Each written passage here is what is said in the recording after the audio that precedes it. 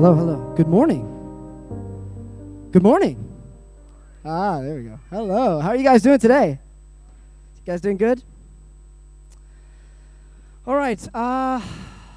It's been a while since I gave a message, and I was really praying about this one. Now, that's not to say I don't pray about the other ones, okay? That's not what I'm trying to say. But I was really praying about this one because I realized with the amount of people in our congregation that are really gifted to teach and to share, I realized that maybe in the past, I thought, okay, if my dad leaves, maybe I can give a word every now and then. But now there's so many people, I have to be like, okay, well, if I should give a word, that will be okay until like 2 years later if I maybe give another one then. So one that will last. And I was really, really praying about it, and I felt in my heart that I wanted to give a message of something personal that shook me. So for the last year or two, I have been growing in my understanding and in my revelation of who God is and how powerful He is by looking at what we have around us, at our world, our universe, the discoveries, the beauty that there is, not just in the world, but in math, science. So I want you guys to look at the picture that I have up there, and I want you guys to guess what that is. For some, it might be obvious, and for some, it might not be. So I want you to keep that in your mind. And if you think that's the sun, I want you to raise your hand. Wow. Okay, a couple people. If you think it's something else, I want you to raise your hand. Okay, a couple people too. So I showed this picture to my wife and to my mother-in-law, and my wife wasn't sure what that was. She thought it was a comet or some sort of, space thing. Because I don't know if you can see, but there's a satellite at the top. You're not supposed to see it because they didn't really want to show off the satellite, But that little blue thing that you see there is actually the reflection of a satellite panel. And what you see there is the sun behind the earth. And this is the point, right? That we have to let our light shine. But sometimes, even though our light that we have inside is the size of the sun, that's all people see. Because we're hidden behind the world, not wanting to stand out. Not wanting to show much of ourselves. We hide. So when there's a conversation about, what do you believe? What do you believe? And you're in a university or in a social area, you're like, okay, this is when I'm going to go to the bathroom. I'll come back later when the conversation has changed. How many have done that before? Yeah, come on, don't lie. Okay, so the first verse we're going to read is from Matthew. Matthew 5, verse 13. Those that want to go with me, I'm sorry that the TV is switching on and off. We don't really know exactly what's causing it, but the picture still shows. So it says, Matthew 5:13, I'm reading from the New Living Translation, says, "You are the salt of the earth, but what good is salt if it has lost its flavor? Can you make it salty again? It will be thrown out and trampled underfoot as worthless." Verse 14, "You are the light of the world, like a city on a hilltop that cannot be hidden." Number 15, "No one lights a lamp and then puts it under a basket. Instead, a lamp is placed on a stand where it gives light to everyone in the house. In the same way, let your good deeds shine out for all to see, so that everyone will praise your heavenly Father." So you're a living testimony. And I want you to see the difference between what we're looking at now and the next slide. Shalmer, can you go to the next slide, please? Just look at that. Okay, so that is what you saw in the previous image. But when it's actually visible. Some scientists have said that the sun is like the explosion of multiple atomic bombs going off. And you can't get close to that. I mean, that's kind of obvious. There are 3 more verses that I want to read, but basically what I'm going to be talking about is something that you can define as apologetics. Who has ever heard that word before? Anyone? All right, a couple of people. Apologetics is the defense of something. That's the basic idea of what it is. It's defending something. So in this case, this is about the defense of our faith. The defense of who God is in the face of what the world thinks. So there's a couple of verses that show that apologetics was actually a big part of what the new church did in the New Testament. So in 2 Corinthians, I'm going to be reading from 3 verses before we continue with the really cool stuff, so you'll have to bear with me. Not to say that the word isn't cool, but, I'm going to show you guys some interesting stuff today. 2 Corinthians 10 verse 5 says, "We destroy every proud obstacle."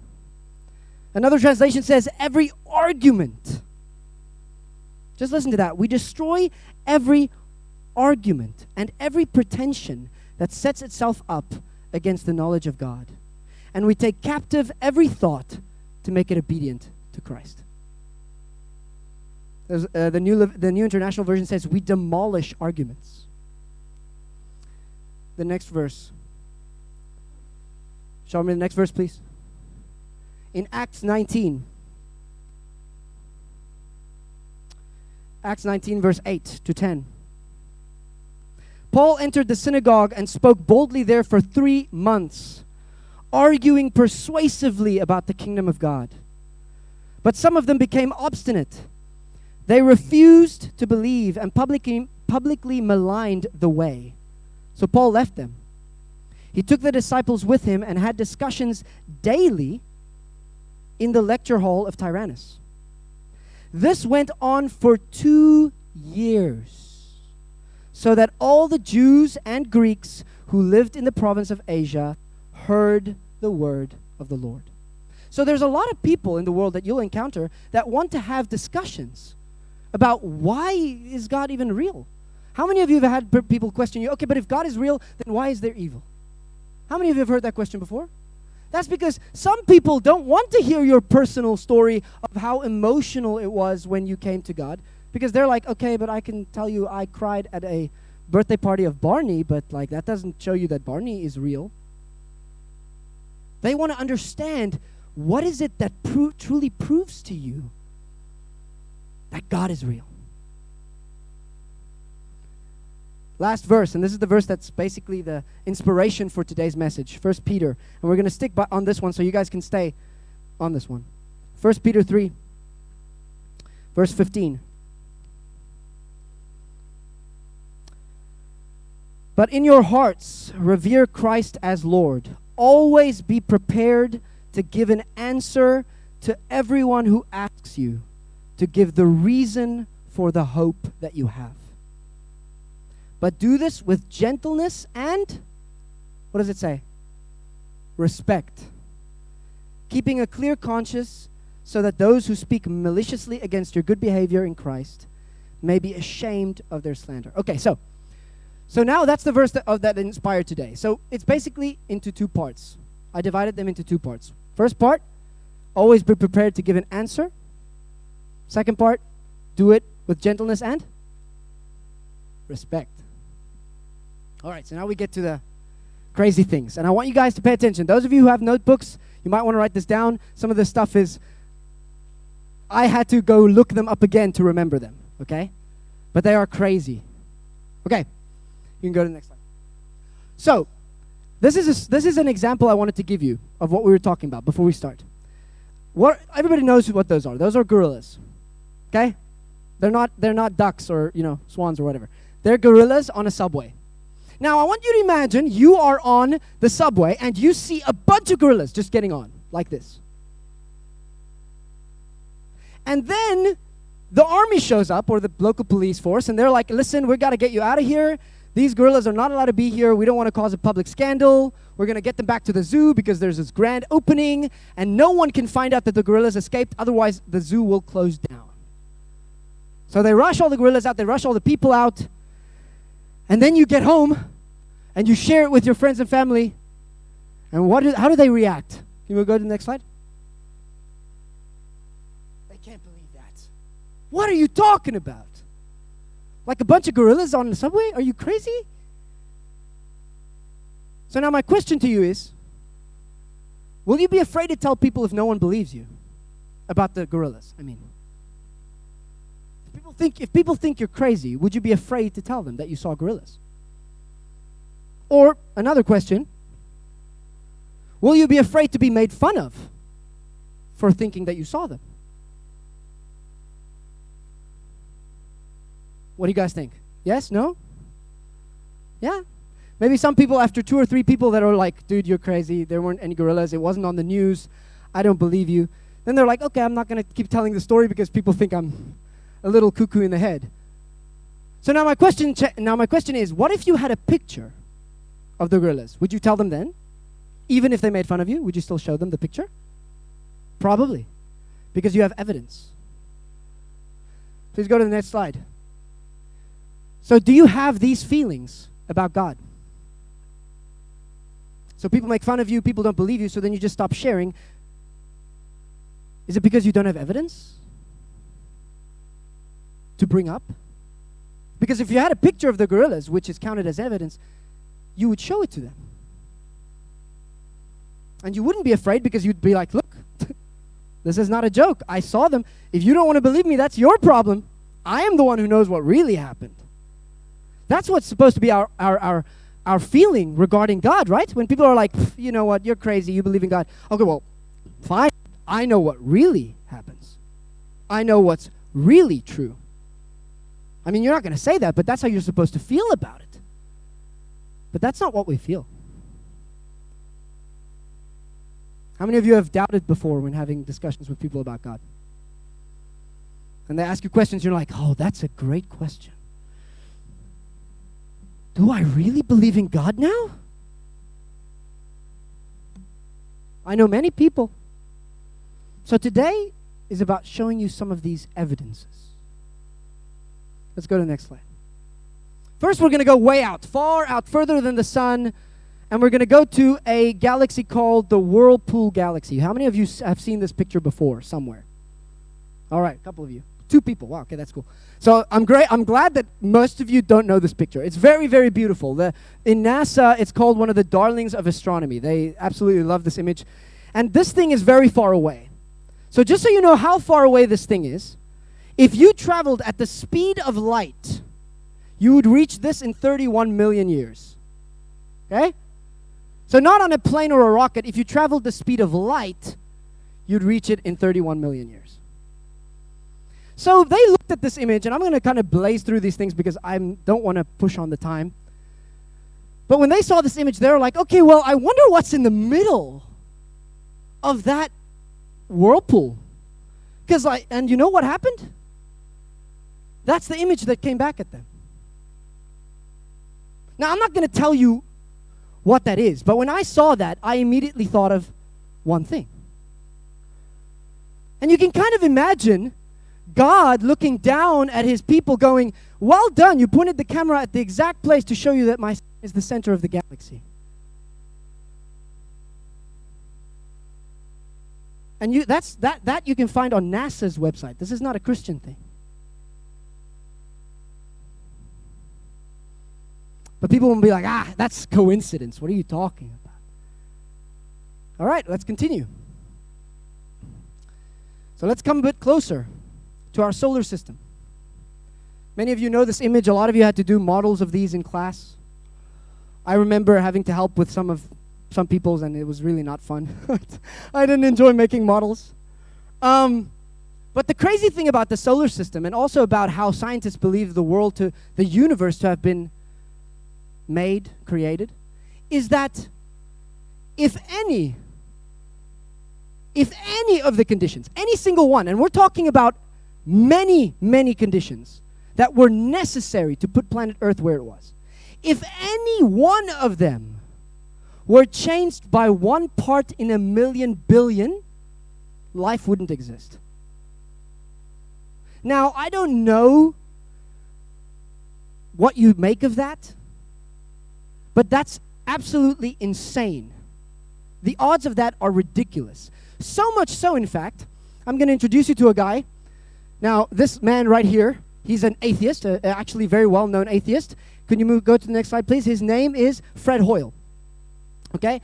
Fred Hoyle, he is a mathematician and an astrophysicist from Cambridge University. And there are two quotes that he's very famous for giving. Could you go to the next slide, please? A common sense interpretation of these facts, everything that I just told you, suggests that a super intellect has played with physics and biology and chemistry, and that there are no blind forces worth speaking about in nature. The numbers one calculates from the facts seem to be so overwhelming that this conclusion is almost beyond question. Now, this is very high scientific talk. If you didn't understand what he was saying, is that looking at these things and concluding there is no intelligence behind it is ridiculous. That's what he said. But he doesn't believe in God. Okay? I clarify. This is an atheist. And he's saying, if I look at the details and I say there's no intelligence, I'm stupid. And his other quote, that's also very famous. The chance that a higher life form might have emerged by chance in this way is comparable to that of a tornado sweeping through a junkyard and assembling a Boeing 747.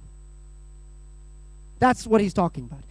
It's so ridiculous to assume that everything could just happen by chance, that it's the same as if a tornado went through a junkyard and, whoa, a plane that actually works. Wow. Couldn't you believe that?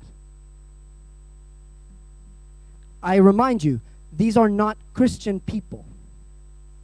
They're not people that believe in God in any way, shape, or form. So how do they justify all of this? Does anybody know?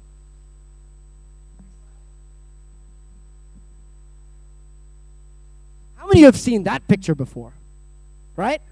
Yeah. Everyone knows that picture. And that's how they justify any type of intelligence and development. Oh, it's just millions of years of evolution. Things just evolved. You know, when you've got so much time, anything could happen. Okay, well, let's say someone believes in evolution. Let's say for a moment they believe in evolution. There's a biologist who's also a Christian who gave a talk at one of the universities exposing some of the facts about evolution. And if you believe in evolution, please go to the next slide. It actually breaks apart because, next slide please, because of something called a circular reasoning fallacy. Does anybody know what that is? That is, if I tell you, for example, I came to church because my wife called me, and my wife called me because I came to church. Does that make sense? That makes no sense. Because if your wife called you because you came to church, but you came to church because she called you, what came first? That makes no sense. That's what's called a circular reasoning fallacy. And if you investigate evolution, within the idea of evolution, there is a circular reasoning fallacy. That doesn't make any sense. And this is what it is. So if you look at that word there, accurate self-replication. Does anybody know what that means? I assume not, so I'm going to explain it. Okay. One or two people. Accurate self-replication is, for example, the giraffes, right? Many years ago, giraffes had many sizes of necks, long and short. And they realized that, okay, if we keep breeding short giraffes, they die because they can't eat the food that we need to eat. So does it help to create short giraffes? No, because they die. So accurate self-replication is simply the genes inside the giraffe saying, if we create short giraffes, they die, so let's just keep creating long-necked giraffes. And today, do we have short-necked giraffes? No, we don't. We have long-necked giraffes. But this is the interesting thing. In order to have accurate self-replication, you need evolution. But in order to have evolution, you need self-replication. Okay? So where did the self-replication come from? Because it couldn't come from evolution because you need self-replication to make evolution. So it makes no sense. And that's what this biologist was saying. This is absolutely ridiculous, because even if you look at the studies done by famous people like Stephen Hawking, how many of you know that guy? Or Charles Darwin. They talk about self-replication like this thing that they cannot explain. Oh, go figure. And the very funny thing about this is that when you ask any of these intelligent minds if they can even give one example of intelligence coming from matter with no intelligence, they can't do that. And that is the entire basis of evolution itself, even so. Even if you don't even talk about the circular fallacy. There is no example of intelligence or thoughts coming from dead things. But that's how evolution started, according to them. Okay, let's move on. So now that we dealt with that, we're about to watch a video. I don't know if you guys can read it, but I will help you guys understand what is said. So please make sure the volume is nice and loud. This is a video about an interview with Richard Dawkins. Now, I don't know how many of you know Richard Dawkins, but Richard Dawkins is a man who wrote a book called The God Delusion. Now, does anybody know what delusion means? So he's basically saying everybody who believes in God are idiots. Okay? So this is that man in an interview. What do you think is the possibility that intelligent design might turn out to be the answer to some issues in genetics or in evolution? It could come about in the following way. It could be that at some earlier time, somewhere in the universe, a civilization evolved by probably some kind of Darwinian means to a very, very high level of technology and designed a form of life that they seeded onto perhaps this planet. Now, that is a possibility and an intriguing possibility. And I suppose it's possible that you might find evidence for that if you look at the details of biochemistry, molecular biology. You might find a signature of some sort of designer. Wait a second. Richard Dawkins thought intelligent design might be a legitimate pursuit? And that designer could well be a higher intelligence from elsewhere in the universe. Well, but that higher intelligence would itself have had to have come about by some explicable or ultimately explicable process. It couldn't have just jumped into existence spontaneously. That's the point. So Professor Dawkins was not against intelligent design, just certain types of designers, such as God.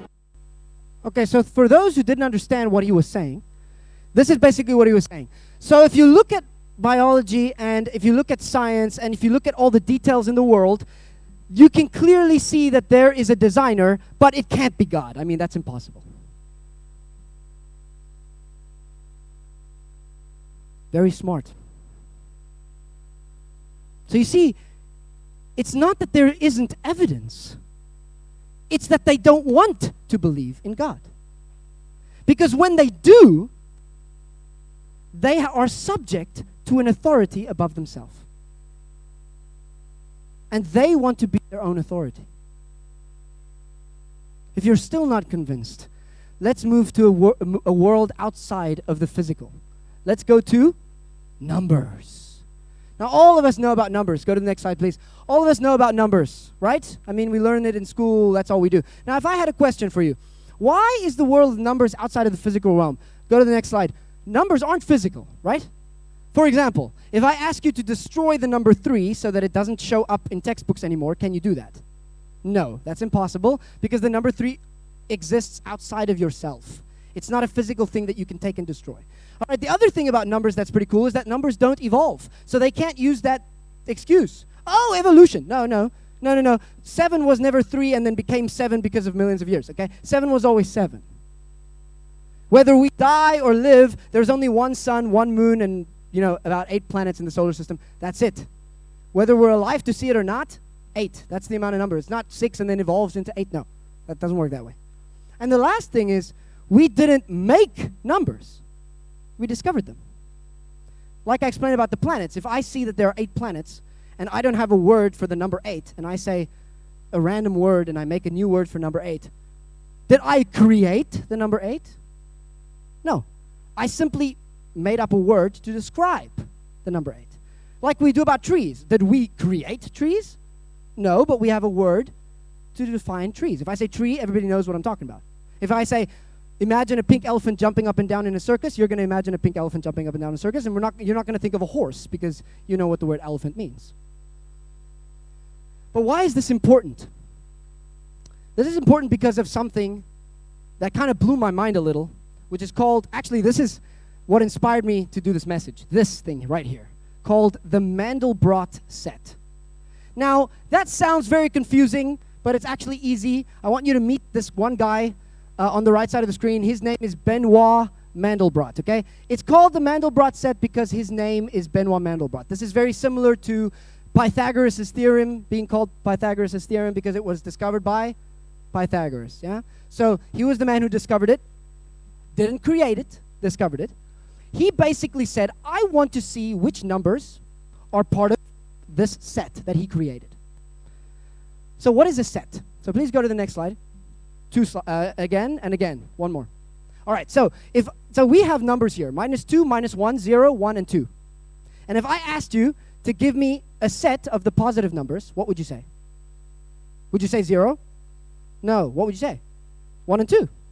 Yeah. So that's all that a set is. It's telling him what numbers belong to that set. So he asked his computer, and he said, so he didn't ask the computer, but I'm showing you an example of what he did. If I had to ask the computer that he used to give me a demonstration of all the positive numbers in a set, and I want you to make everything that belongs to that set black, and everything close to that set a bright color like yellow or white, and then the further they move away from the set, it becomes darker, like red or maroon or brown. It could be any color, it doesn't matter. But black are the numbers that belong to that set. Then that's what it would look like for our set. And what if we did a set of negative numbers and we asked the computer to run that? Well, that's what it would look like. Black on the left side, yellow on the middle, close to where the black is, and then red on the right side. So I'm not going to give you the details of his equations and what he wanted to work out because that's very high maths. You can go investigate it if you want to. But he basically just asked his computer, I want to see what numbers belong to the Mandelbrot set, the set I invented or I discovered. And this is the image that the computer gave to him.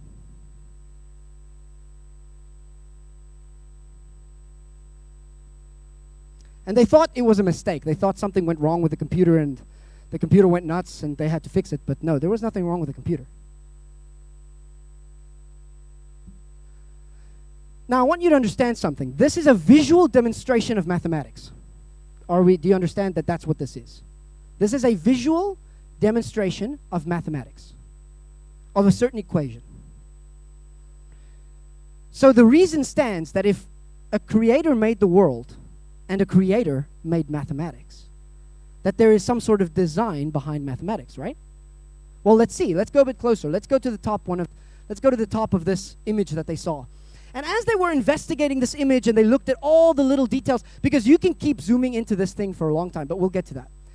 So if you look at these little details right here, you can see that that little circle right there at the top has 3 electric arms going out of it, right? 3. And the next circle on the left side has 5.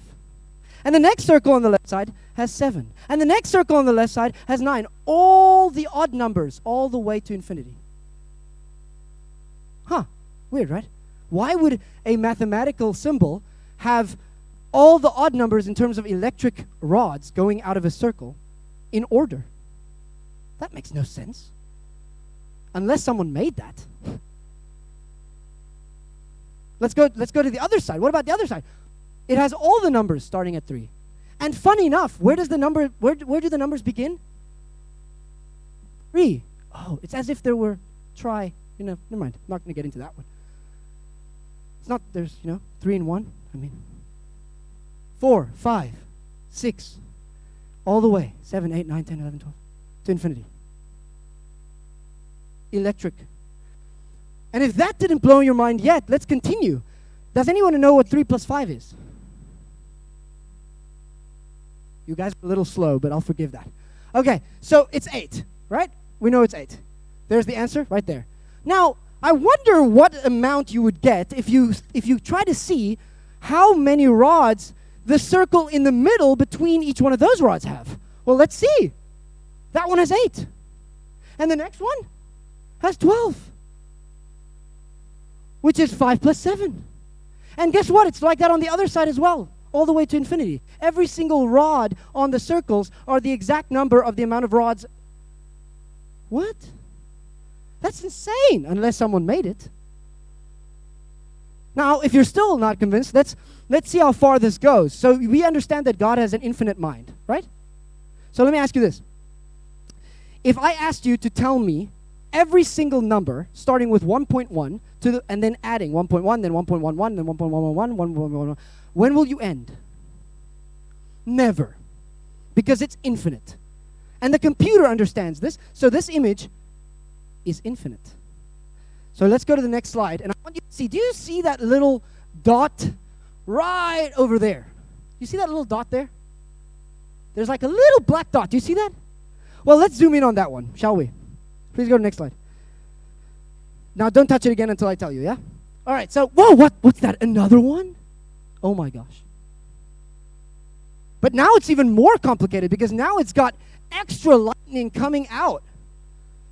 And you're like, but this is crazy. How deep does this thing go? Because if you look clearly, there's another little dot right there. Let's go see what that dot is. Oh, it's another one. Ha! Amazing. But wait, there's another one. Oh, and guess what? There's another one, but we're not going to go all the way down there. But this just continues all the way to infinity. You want to know how this looks like when we zoom out? Well, if you zoom out, you can't even see the one that we looked at. That's how small it was. Now, I want you, can you go back to the previous slide, please, Shomri? All right, so you see that little valley there where the two big objects are coming together? That's what we're going to zoom in on. So can you please press the next one and then press it one more time? There we go. Thank you. So here they changed the colors just to change up the view a little bit. Like I said, the colors don't matter. You can make the colors whatever you want. This valley is called the Valley of Seahorses because if you look on the right side, can you go to the next slide, please? If you look on the right side, that looks like an upside-down seahorse. Funny, in the world of maths, you see something that looks like a seahorse. Interesting. So real-life representation in mathematics. Makes no sense unless the person who designed seahorses also designed this. Okay, so when you see all the white stuff, that's talking about the fact, remember, like I said, that means it's close to black. But wait, you don't see any black in the middle there. But that's because there's a thin line of black of numbers that belong to the Mandelbrot set winding down in that little spot there, so small that the pixels of the computer can't reproduce them, so it just looks like a white blob. So go to the next slide, please. We're going to go a little bit closer. Again, one more time. We're not going to go into the center because you can go there forever, just like we did with the Mandelbrot sets, with the little one and the little one and the little. You can go into the center forever, and it'll just keep going. There's no end. So let's go to the side. Can you please go to the next one? Let's go see what's going on. Don't press it again until I tell you, please. Now there's 2. Okay, wait. So now it was 1. Now we went to the side. Now it multiplied. Okay, does it multiply again if you go deeper? Oh, wait, now there's 4.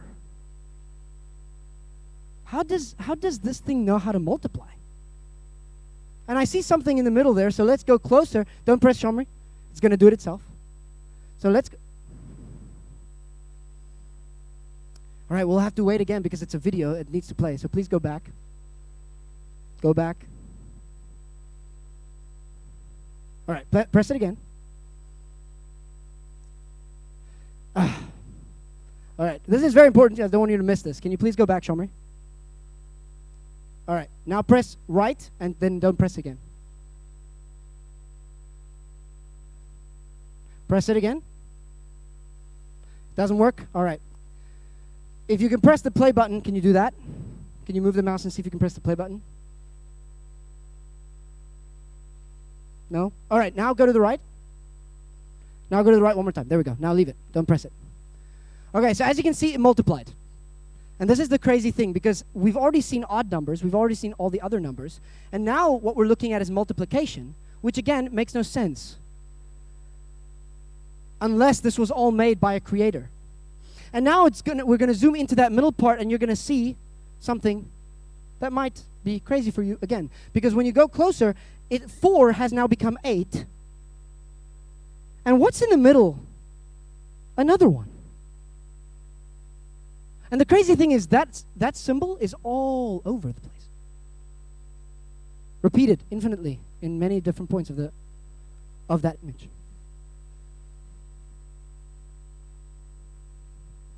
You can go to the next slide. And this is why this is significant. Next slide, please. I want you guys to look at this. After they discovered the Mandelbrot set, many people were like, okay, I want to see what equations we can do. So then they made multiple different equations with different numbers and symbols, and they came up with different images like that one. But funny, what does that look like to you? Next slide, please. Doesn't it look like a snowflake?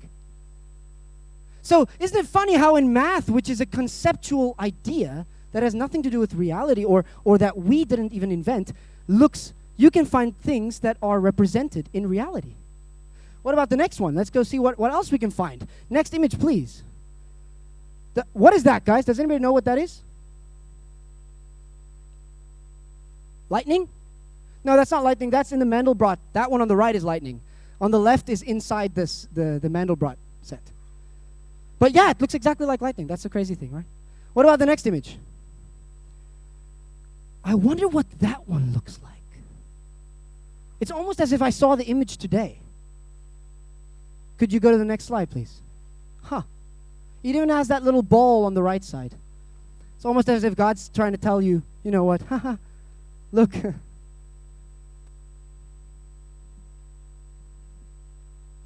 I want to finish with last 3 points. Another piece of evidence. Order and design point to an intelligent designer. Imagine you're standing at the foot of Mount Rushmore with a friend, and he tells you, isn't it amazing how the water just fell over the mountains and made those faces? Wow.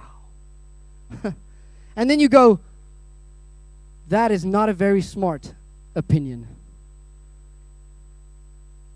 So it's so obvious when we're looking at mountains, but those faces don't speak, they don't think, they don't do anything. But when they look at our faces that are infinitely more complex, no, that one did happen without an intelligence. But no, that one, obviously, that one was made by someone.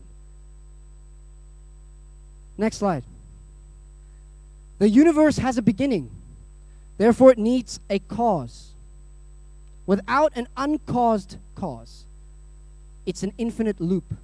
So, for example, if I tell you we were made by an intelligent design, like Richard Dawkins said, we were made by an intelligent group of aliens. So who made those aliens? Another intelligent group of aliens. And who made those? Another group of aliens. And who made those? Another group of aliens. And who made those? Another group of aliens. And who made those? And when do you stop? When do you stop? When you get to what? A being that was never made. So the only logical position is that there had to be a being that was never made. And the only being that was never made is God. Last slide of the arguments, I would say. Most people know who these two people are, and this is a bit of a serious point.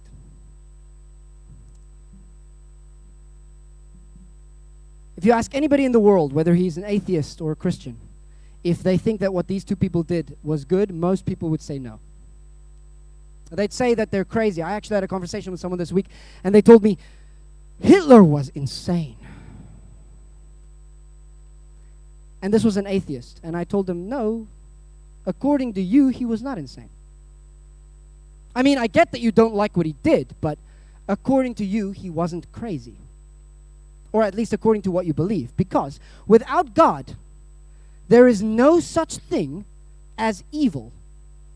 All values, including human value, is relative and subjective. So if Hitler says, I don't want to care about people, I want to kill them, he can do that because it doesn't matter. They're going to die, there's no heaven, they die, they stop suffering, great.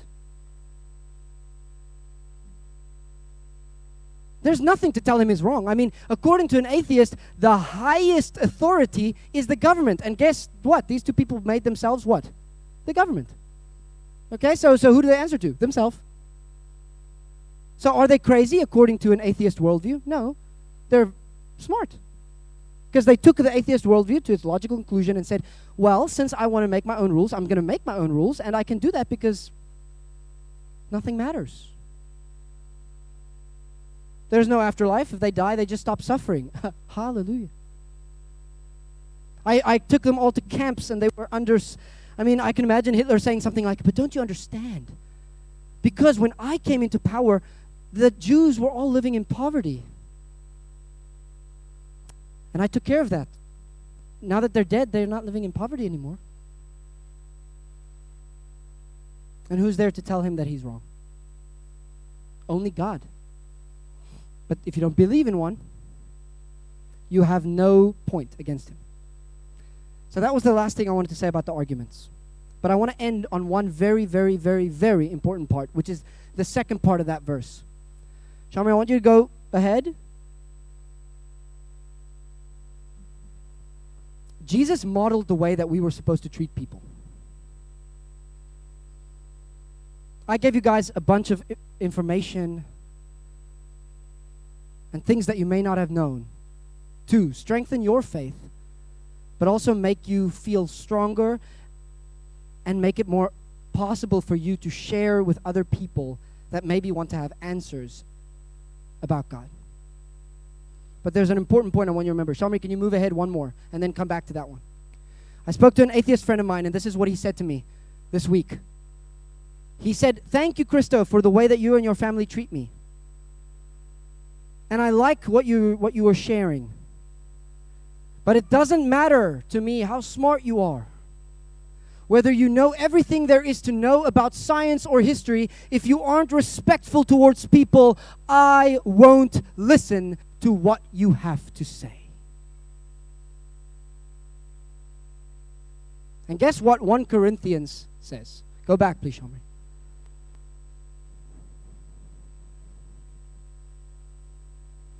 And I told him I'm going to share, I actually told him I'm going to share this with you, that he told me this. And he said, yes, and please make sure that they know an atheist said it.